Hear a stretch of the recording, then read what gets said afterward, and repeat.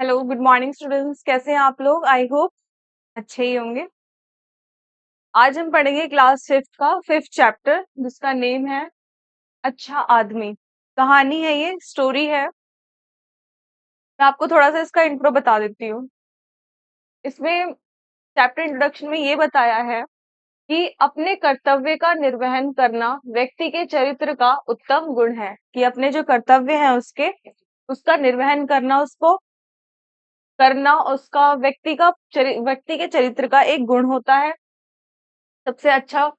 और जो व्यक्ति इस गुण से युक्त होता है वह किसी भी पद पर क्यों ना हो, किसी से छोटा नहीं होता। और जिस व्यक्ति के अंदर ये गुण पाए जाते हैं वो किसी भी पद पर हो, वो हमेशा बड़ा ही होता है, किसी से छोटा नहीं होता।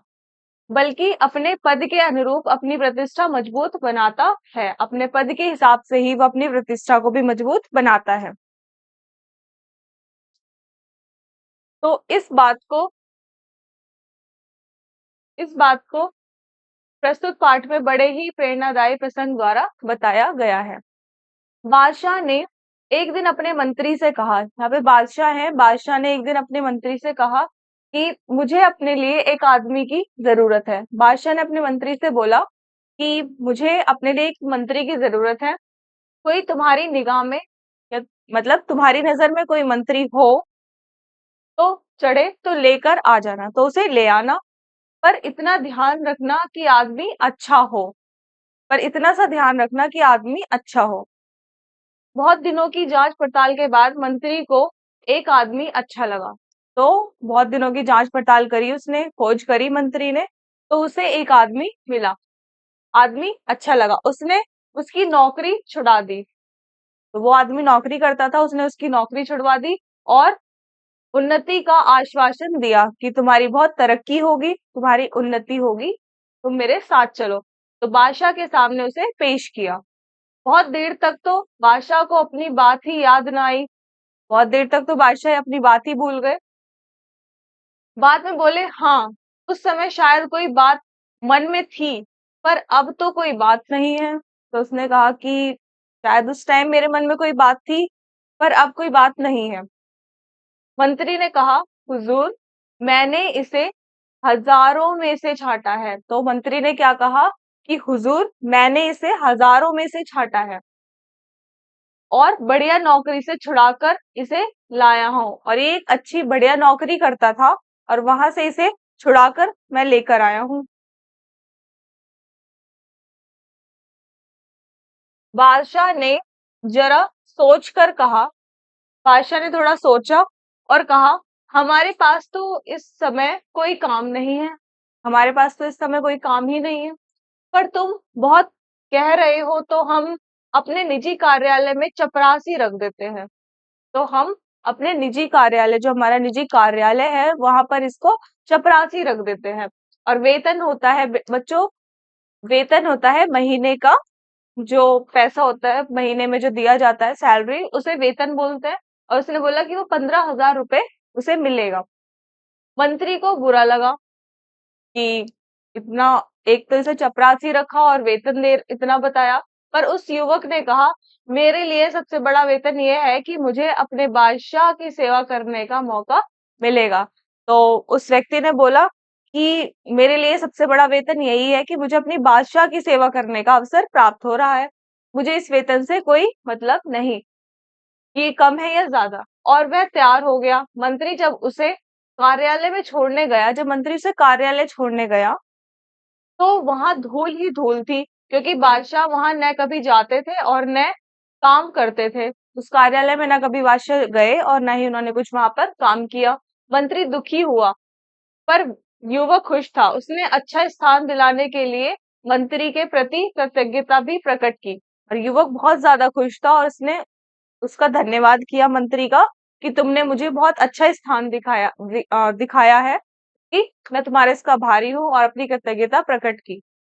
उसने लगातार कई दिनों तक उस कार्यालय को साफ किया। उस व्यक्ति ने कई दिनों तक उस कार्यालय की सफाई की और उसे शाही कार्यालय का रूप दिया, और उसे एक शाही कार्यालय का रूप दे दिया। यानी कि उसने इतनी सफाई करी कि वो इतना अच्छा लगा कि उसे एक शाही कार्यालय वो लगने लगा, बना दिया उसने।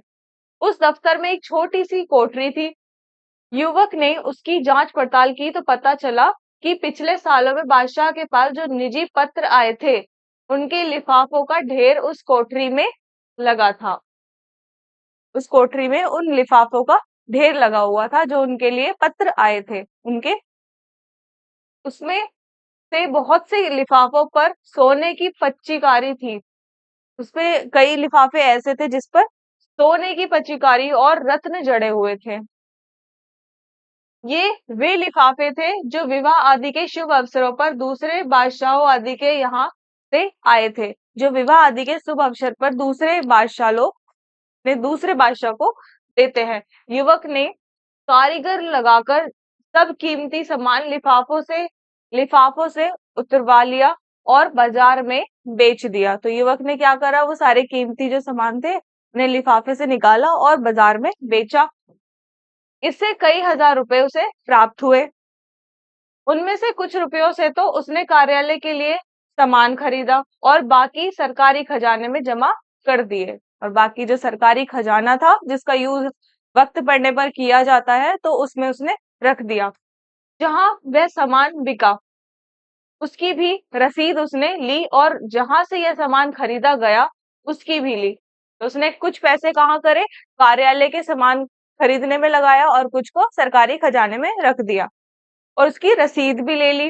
राजा का निजी कार्यालय सचमुच शाही कार्यालय अब हो चुका था। चुगलखोरों ने बादशाह से उसकी शिकायत की कि वह रुपया लुटा रहा है, कि उसने काफी रुपया लुटाया है। एक दिन बादशाह गुस्से में भरे कार्यालय गए और साफ सुथरा कार्यालय देखकर दंग रह गए। मतलब वो शॉक्ड हो गए, परेशान। उन्होंने देखा कि ये क्या हुआ, एकदम से इतनी साफ सफाई और एक शाही कार्यालय कैसे लग रहा है। तो फिर भी उन्होंने तेज आवाज में पूछा, तुमने यह सजावट किसके रुपयों से की है? तब उस व्यक्ति ने कहा कि कार्यालय के रुपए से हुजूर। ये कहकर उसने रसीद, लिफाफों की कहानी सुनाई और खजांची से गवाही दिलाई कि कार्यालय का सामान खरीदने के बाद बचा हुआ रुपया खजाने में जमा किया गया है। कार्यालय के सामान से जो पैसा बचा है उसे कार्यालय में उस खजाने में जमा किया गया है। उसने खजांची के बारे में बताया और बादशाह रीझ गए और युवक को उन्होंने अपने राज्य का वित्त मंत्री बना दिया। तो उससे वो खुश हुए और उन्होंने उसको वित्त मंत्री बना दिया अपने राज्य। दूसरे मंत्री उससे परेशान हुए क्योंकि न वह बेईमानी करता था और न करने देता था। ना वो बेईमानी करता था और न ही किसी को करने देता था। जो भी मंत्री बादशाह के पास जाता किसी न किसी बहाने उस युवक की शिकायत करता। तो जो भी मंत्री बादशाह के पास जाता था तो वो उस युवक की ही शिकायत उससे करता था, जिससे कि वह बादशाह की नजरों में गिर जाए, जिससे कि वह व्यक्ति बादशाह की नजरों में पूरी तरह से गिर जाए। एक दिन एक दिन रात में 2 बजे बादशाह ने अपने सेनापति को बुलाकर कहा, हमारे सब मंत्रियों को उनके घरों से उठाकर, हमारे जितने भी मंत्री हैं उन्हें उनके घरों से उठाकर इस कमरे में ले आओ, लेकिन जिस हालत में हो उसी हालत में लाया जाए। उसने ये आदेश दिया अपने सेनापति को। समझ लो हमारे हमारे हुक्म को। और अगर कोई पलंग पर सो रहा हो तो उसे पलंग सहित ज्यों का त्यों लाया जाए। जो पलंग पे सो रहा है उसे वैसे का वैसे यहाँ लेकर आया जाए। और कोई कालीन पर बैठा चौपड़ खेल रहा हो तो उसे कालीन समेत यहाँ लाया जाए। कोई एक घंटे में कोई एक घंटे में सब बादशाह के बड़े कमरे में आ गए। 8 में से 7 मंत्री नशे में थे। 8 में से 7 मंत्री उसके नशे में थे। उनमें से कुछ जुआ खेल रहे थे और वित्त मंत्री एक चौकी पर बैठे बैठे दिए की रोशनी में वित्त मंत्री एक दिए की रोशनी में कोई कागज देख रहे थे। तो वित्त मंत्री को भी देख लिया उन्होंने। सब मंत्री बहुत लज्जित हुए, सभी को लज्जा आई, शर्म आई। और तब बादशाह ने वित्त मंत्री से पूछा, जनाब, रात के 2 बजे किस कागज में उलझे हुए हो? कि तुम रात के 2 बजे किस कागज में उलझे हुए हो? तो देखा आपने 8 में से 7 मंत्री नशे में थे और एक अपना पत्र पढ़ रहा था। पता नहीं, अब उसने बोला कि तुम किस किस कागज में उलझे हुए हो और रात के 2 बजे। तो उसने उत्तर दिया, हुजूर, दूर के इलाके से इस साल का जो राजकर आया है उसमें पिछले साल से 1 पैसा कम है। जो उसने उत्तर दिया कि हुजूर, जो पिछले दूर के इलाके से इस साल का जो कर आया है वो पिछले साल से 1 पैसा कम आया है। तो बार बार देख रहा था कि जोड़ में भूल है कि या सचमुच पैसा कम है। तो बार बार यही चेक कर रहा था कि जोड़ में कुछ गलती आई है या फिर सच में पैसा कम हुआ है। तो बादशाह ने अपनी जेब से 1 पैसा फेंक कर कहा, लो, अब हिसाब ठीक कर दो और जाओ आराम करो। तो उसने 1 पैसा उसे जो कम था उसे दिया और कहा कि लो, इसे अपने हिसाब में रखो और जाके आराम करो। वित्त मंत्री ने नम्रता के साथ पैसा वापस करते हुए कहा, वित्त मंत्री ने उस पैसे को वापस किया बहुत नम्रता के साथ और कहा कि हुजूर, पैसा तो मैं भी डाल सकता था, पर यदि पैसा कम है और उसके लिए पूछताछ न हुई तो इससे अफसरों में ढील और बेईमानी पैदा होगी, कि इससे उनमें ढील और बेईमानी की भावना उत्पन्न हो जाएगी। तो बादशाह बहुत खुश हुए और उन्होंने इस युवक को अपना प्रधानमंत्री ही बना दिया। तो देखा आपने, इस युवक ने अपनी कितनी अच्छाई दिखाई है और ये एक अच्छा व्यक्ति घोषित हो भी गया।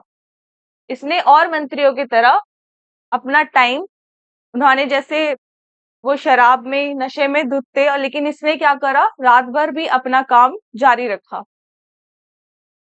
तो ये थी आपकी स्टोरी जिसे कन्हैयालाल मिश्र प्रभाकर जी ने राइट की है, लिखी के राइटर है।